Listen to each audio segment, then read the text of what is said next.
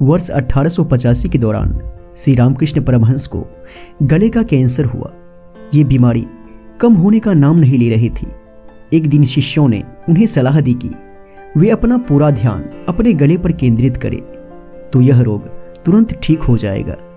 श्री रामकृष्ण परमहंस ने इनकार कर दिया, क्योंकि वे इसके लिए कतई तैयार नहीं थे कि वे अपना ध्यान ईश्वर से हटाकर अपने भौतिक शरीर पर केंद्रित करें। जब उनके गले में सूजन आ गई और डॉक्टरों को दिखाया गया तो डॉक्टर ने कैंसर बताकर समाधि लेने और वार्तालाप से मना किया। तब भी वे मुस्कुराए। रामकृष्ण परमहंस ईश्वर के देहधारी रूप थे और वे ऐसा मानते थे कि उनका भौतिक शरीर मानवता की भलाई के लिए ईश्वर के हाथों संचालित एक यंत्र की तरह है। वे कभी भी अपने शरीर को अपनी पहचान नहीं मानते थे, उसे बस वे एक यंत्र के रूप में देखते थे। रामकृष्ण परमहंस इलाज न कराने के लिए सबको कहते रहे, उसके बावजूद भी विवेकानंद उनका इलाज कराते रहे। एक बार विवेकानंद ने कहा, आप अपनी रोग मुक्ति के लिए एक बार मां से कह क्यों नहीं देते? तो परमहंस ने कहा, इस तन पर मां का अधिकार है, मैं क्या कहूं? वो जो करेगी मेरे लिए सब अच्छा ही करेगी। विवेकानंद के बार बार अनुरोध करने पर उनके गुरु इसके लिए तैयार हो गए कि वे मां काली से अपनी बीमारी के बारे में कहेंगे। उस समय बाद उन्होंने अपने शिष्यों से उदास स्वर में कहा, हाँ, मैंने मां से कहा था कि मैं अपने गले में सूजन के कारण खाना नहीं निगल पाता हूं और उनसे इस बारे में कुछ करने को कहा, परंतु उन्होंने तुम सबकी ओर इशारा करके कहा, तुम इन मुखों के माध्यम से पर्याप्त मात्रा में क्यों नहीं खा लेते? मुझे इतनी शर्मिंदगी महसूस हुई कि मैं और एक भी शब्द नहीं बोल सका। विवेकानंद ने महसूस किया किस प्रकार रामकृष्ण परमहंस अपने जीवन में अस्तित्व के एकत्व संबंधी वेदांत के सिद्धांत को लागू करते थे।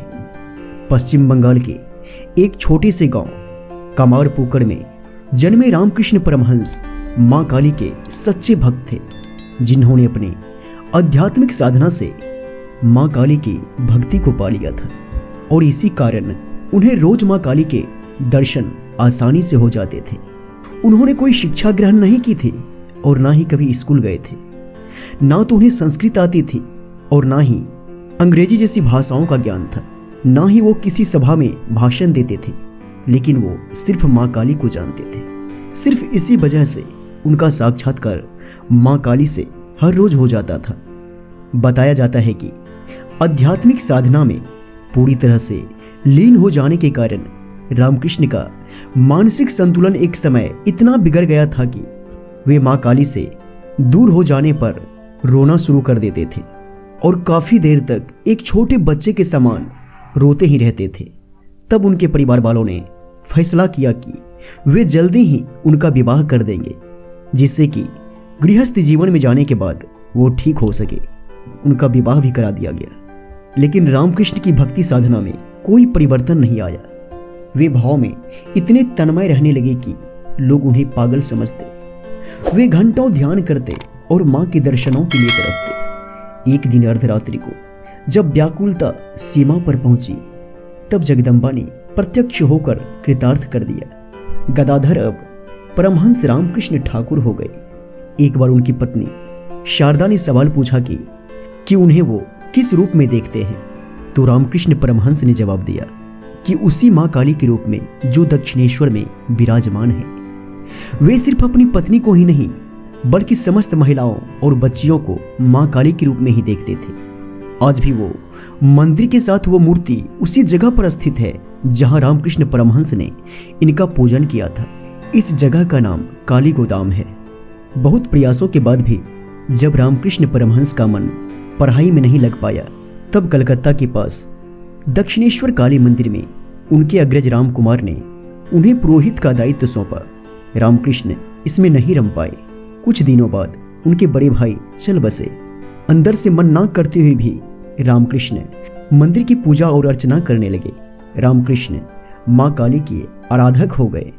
20 वर्ष की अवस्था में अनवरत साधना करते करते माता की कृपा से इन्हें परम दिव्य ज्ञान प्राप्त हुआ। इनके प्रिय शिष्य विवेकानंद ने एक बार इनसे पूछा, गुरुदेव, क्या आपने ईश्वर को देखा है? तो रामकृष्ण परमहंस ने उत्तर दिया, हाँ देखा है। जिस प्रकार तुम्हें देख रहा हूं ठीक उसी प्रकार रामकृष्ण परमहंस जीवन के अंतिम दिनों में समाधि में रहने लगे, यानी कि उनका तन शिथिल होने लगा। शिष्यों द्वारा स्वास्थ्य पर ध्यान देने की प्रार्थना करने पर वो अज्ञानता जानकर हंस देते थे।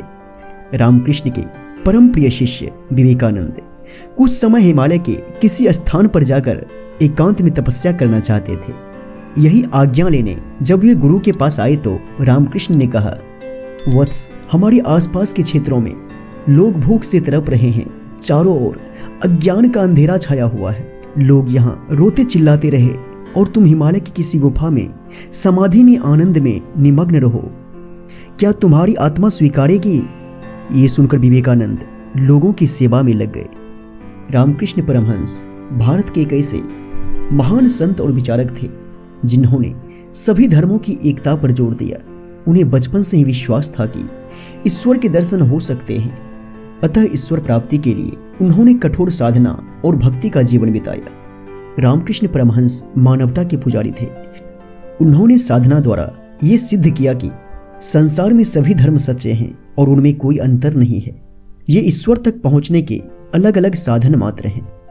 15 अगस्त 1886 को 3 बार काली का नाम उच्चारण कर रामकृष्ण समाधि में लीन हो गए। रामकृष्ण एक महान योगी, उच्च कोटि के साधक और विचारक थे। तो ऐसे मानवता के पुजारी के लिए इस वीडियो को लाइक तो बनता है, साथ ही इस वीडियो को अपने दोस्तों के साथ शेयर करें और चैनल को सब्सक्राइब करें। नमस्कार, प्रणाम, जय श्री कृष्णा, जय श्री राम।